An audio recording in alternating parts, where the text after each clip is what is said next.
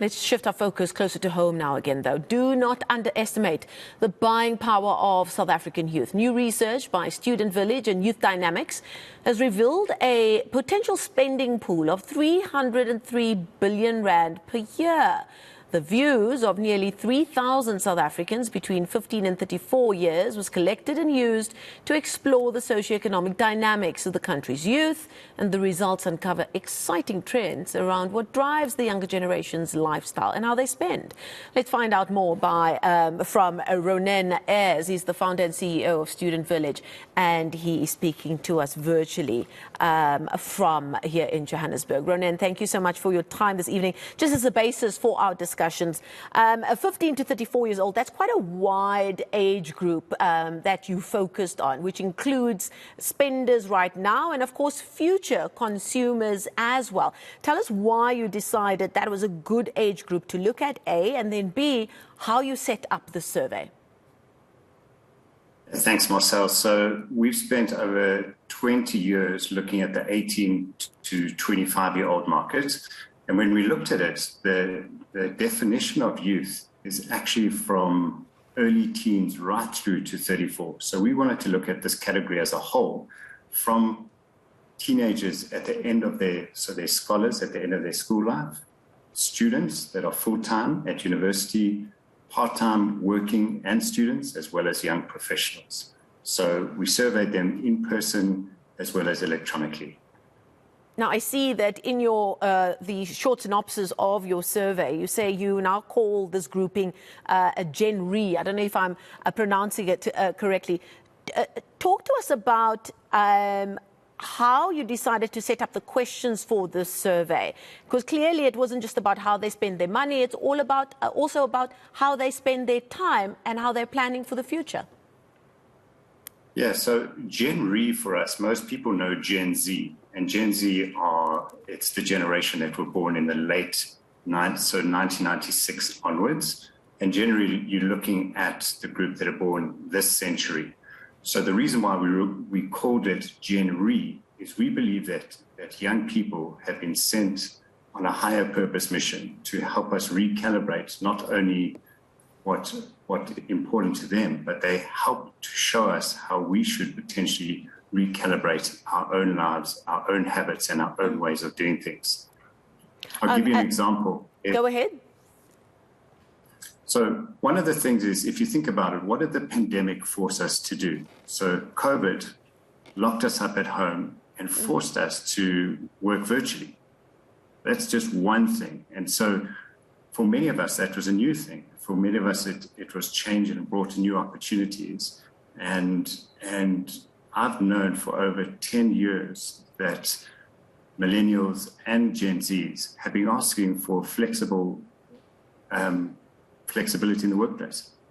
So what the pandemic forced us to do, young people have been asking for years. And it sped up that process, hasn't it? Now, you know, from a societal point of view, it's kind of always been set up. You study, you get qualified, you get a job, you buy a house, you get married, you have kids, and then you work in that job until you retire. Hopefully you are able to retire. But life and economies have changed somewhat, and so too how young people now look at what their lives and career trajectories will look like. Firstly, they'll probably have more than one career, is what we've learned through studies such as yourself into millennials up until this point. But they also already very quickly realize that they won't just have one job. They'll have a side hustle. They'll have an entrepreneurial focus. Tell us about what your survey found about how they approach making a living. So this is so interesting. What I love about this generation is, think of it as an upgrade of the previous generation. So this young generation was born into a digital world. So they call them digital natives. They don't know a world without technology. And so they're quite self-reliant, and they know that they cannot rely on the government. They cannot rely on the formal sector for jobs. And alongside that, in parallel, they have passions and they use technology to turn it into a business. So 34% of those that we surveyed have a side hustle. And in many ways, they've outed this. So 5 years ago, a side hustle was this open secret that you wished that your boss didn't know about, that you had another source of income. And this has now just become a way for, it's outed it. So you're able to talk about it, you're able to schedule it into your world, as opposed to being chained to your desks from 8 to 5. So for employers, you need to know that things are changing, and young people are looking at employment very differently. And then, of course, those looking for the disposable income of those young people, we're talking on a day where we've had another lending rate hike. And it also means that purchasing or buying property to live in or to rent out as an investment is moving further and further away from reality for many people. But it does seem that this generation that you focused on also probably have decided that maybe it's something that they don't want. So even their living arrangements are different as well. Tell us what you found in that regard. Yeah, you're absolutely right. We're finding it totally different. So what we're seeing is younger people are staying at home for much longer.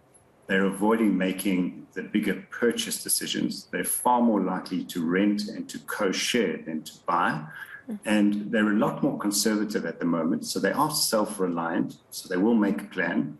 But what we're seeing, that has been totally different from previous years, is that the number one spend across youth 18 and older was groceries. We've never seen that before in over 20 years. It was always technology devices and bling and beauty accessories, etc., all to look good. But what we're seeing as food prices and fuel prices have increased, we've seen that they've crept up into the bigger ticket items on the monthly spend. So food and transport has become such a big consideration of their monthly budget. And then what they do, so it's not all conservative, is that they're just more considered when they're going to go big. And when they go big, boy, do they go big. And good for them as well. Just before we go, I'm quite fascinated always by, obviously, communication and how that has evolved, also sped up by the pandemic. Key for the business world that wants to communicate with this market is how to communicate and how to bring their messaging across. Everybody can't just go to social media and go in that one direction.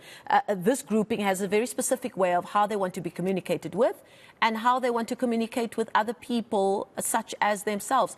Tell us what you found out about their media and social media preferences. So definitely WhatsApp is in the lead, followed by Instagram and TikTok. And young people, those are the ones you want to be on. And so the thing is, if you don't exist if you're not in their feed, you don't exist. But if you're in their feed, you've got to be relevant in how you communicate with them. So that's a delicate dance. The other thing that's really important is 90% of those that we surveyed look at brands, they consider brands and their behavior and their values before they purchase with them. So either to work for them or to purchase their products and services, they want to see, are they good to the environment? Do they have sustainable practices, et cetera, et cetera? So if you want to win with the youth, you really have to walk your talk from a values point of view, and you can no longer stay quiet on issues in society. And this is already changing the rather new game of influencer culture, isn't it? You can't just decide that you're going to use an ambassador that's got a million followers and say, please speak to the youth market and sell the sneaker for us, because that just doesn't work anymore, does it? Yeah, so this is a generation that seeks truth. They've been born into a world that is just full of fake news, and they'll sniff out anything that's not authentic. So you have to be authentic. Having said that, in our survey, over 60% of young people said they would purchase from an influencer if there's the right connection between their values and the brand. And so influencers, what we're even seeing, are very picky which brands they take on, because they know that their audience will call them out if they're inconsistent. Fascinating stuff. Thank you so much. We're going to leave it there. That's Ronen Aires, the founder and CEO of Student Village, speaking to us virtually from Joburg about this new survey that they've done, focusing on the spending power and goals of South Africans between the ages of 15 and 34 years old.